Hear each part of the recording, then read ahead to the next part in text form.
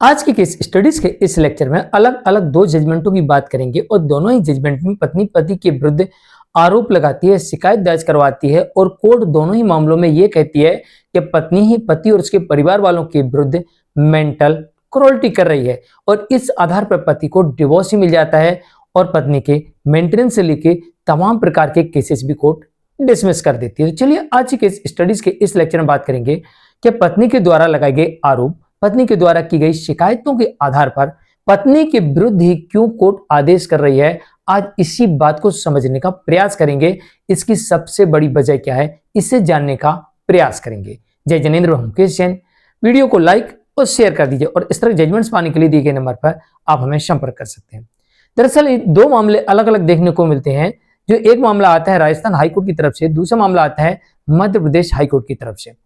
Rajasthan high court के judgement में यह कहा गया है कि पत्नी आत्महत्या करने की पति को बार बार धमकी दिया करती थी और पति ने इसी चीज को मुद्दा बनाया और कोर्ट के समक्ष सबूत रखा कि मेरी पत्नी बार बार आत्महत्या करने की धमकी देती है, मुझे परेशान करती है, ब्लैकमेल करती है, अपनी बात मनवाने के लिए लगातार आत्महत्या का प्रयास करती है, आत्महत्या की धमकी देती है और पत्नी अपनी मनमानी तरीके से मेरे विरुद्ध अलग अलग जगह शिकायतें भी दर्ज करवा रही है।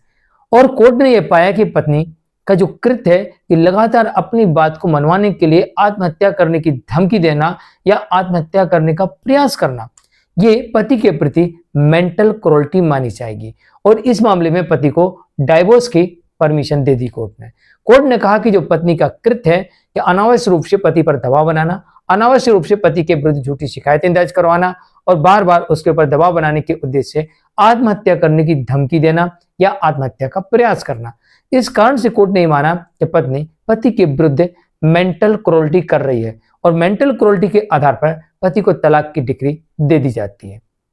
जजमेंट आया है गोपाल शर्मा वर्सेस अनुसुईया शर्मा के मामले में, राजस्थान हाईकोर्ट का जजमेंट है। तो दूसरा जजमेंट आता है मध्य प्रदेश हाईकोर्ट की तरफ से, जो सतीश जैन वर्सेस श्रीमती उषा जैन के मामले में आता है। इस मामले में कोर्ट ये बता रही है इस जजमेंट में कि यहां पर इस मामले में विवाह के 17 साल बाद पत्नी ने पति और कुटुंबजनों के विरुद्ध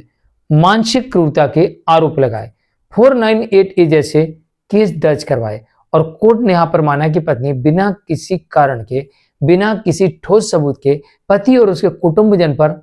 झूठे आरोप लगा रही है, जो कि मेंटल क्रूरल्टी को गठित करते हैं। और यहां पर भी पत्नी के द्वारा लगाए गए आरोपों के आधार पर ही पत्नी के विरुद्ध ही कोर्ट आदेश सुनाती है और कोर्ट कहती है कि पत्नी पति और उसके कुटुंबजनों के प्रति मेंटल क्रूरल्टी कर रही है। दरअसल इस तरीके के आदेश उस वक्त आते हैं जब पति के पास में वो सभी सबूत हो जो ये साबित करते हो कि उसने पति धर्म का पालन किया है, जो उसके पति धर्म में शामिल है, वो सारे तथ्यों को, सारे तर्कों को शायद पति ने निभाने का प्रयास किया और पत्नी ने अपने पत्नी धर्म का पालन ना करते हुए पति को ब्लैकमेल किया, पति के खिलाफ झूठी शिकायतें की, पति और उसके परिवार वालों के विरुद्ध झूठे केस किए, पति और उनके परिवार वालों को धमकाया, डराया, उन्हें ब्लैकमेल किया। अगर इनमें से कोई भी पाया जाता है तब ऐसी परिस्थिति में कोर्ट कुछ इस तरह से निर्णय देती है, जैसे कि इस केस में देखा गया कि पत्नी बात बात पर पति को आत्महत्या करने की धमकी देती थी, जिससे पति दुखी हो गया था कि पत्नी मैं कुछ भी कहूं, कुछ भी रोकूं टोकूं, पत्नी एक ही धमकी देती है, अगर तुमने एक शब्द भी कहा तो मैं सुसाइड कर लूंगी। इस बात से पति परेशान था।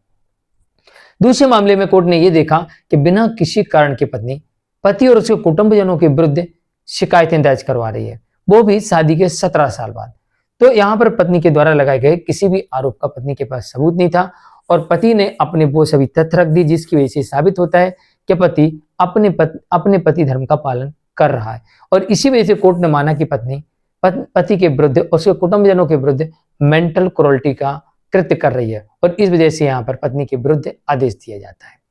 तो एक के बाद एक दो जजमेंट देखने को मिलते हैं जो कि पत्नी के विरुद्ध जाते हुए दिखाई दे रहे हैं। आज के लिए इतना ही। मैं मुकेश जैन। वीडियो को लाइक और शेयर कर दीजिए। नमस्कार।